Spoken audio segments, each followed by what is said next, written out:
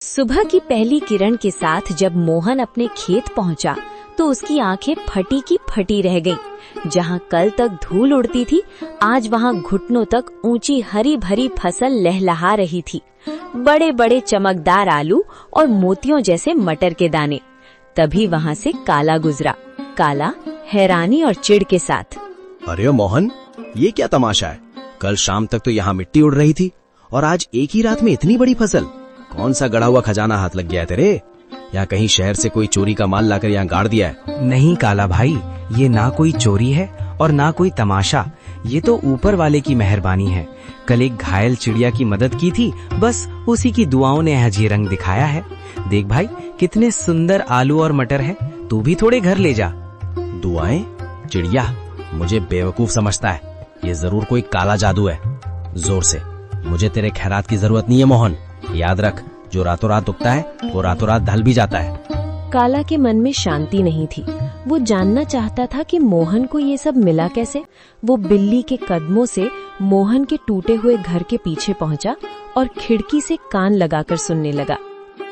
अंदर मोहन, बिमला और माँ बातें कर रही हैं। मोहन, मुझे अब भी यकीन नहीं होता। वो सुनहरी परी सच में हमारे लिए फरिश्ता बनकर आई थी। उसने कहा था ना कि जब तक दिल साफ रहेगा ये फसल बढ़ती रहेगी। हाँ बिमला, उसने उसी बरगद के पेड़ के पास दर्शन दिए थे जहाँ से मैं रोते हुए लौट रहा था।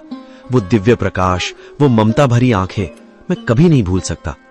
काला भाई को शक हो रहा था, पर उसे कैसे समझाऊं कि ये सब दया का फल है।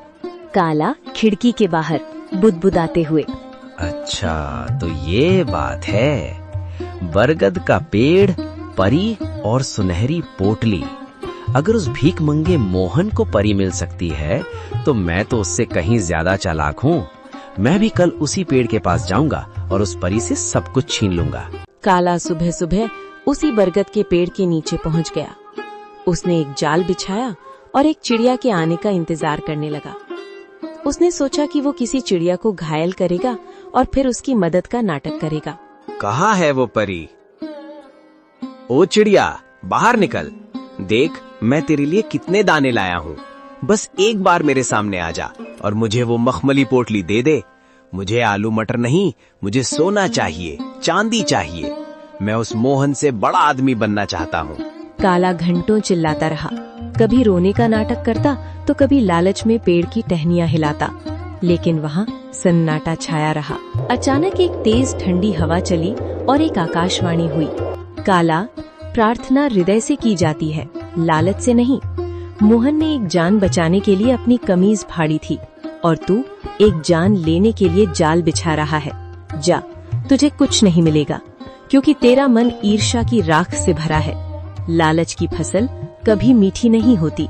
नहीं, ये नाइंसाफी है। उस गरीब को सब कुछ और मुझे कुछ नहीं। अगर मुझे नहीं मिला तो मैं मोहन का भी कुछ नहीं रहने दूंगा। मैं आज रात उसके खेत को शमशान बना दूंगा। मोहन ने पहली फसल घर लाई।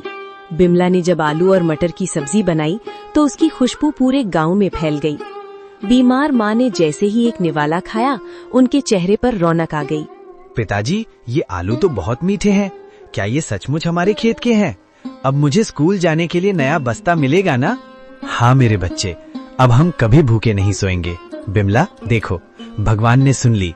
आज माँ की आंखों में चमक देखी? ये उन जादुई बीजों का ही प्रताप है। बिमला आंखों में आंसू भरकर, मैं तो डर गई थी मोहन। मुझे लगा था कि गरीबी हमारी पहचान बन गई है, लेकिन आज पहली बार लग रहा है कि हमारे घर में भी लक्ष्मी ने कदम रखा है। पर मुझे उस काला से डर लगता है। उसकी नजरें हमारे खेत पर जमी हैं।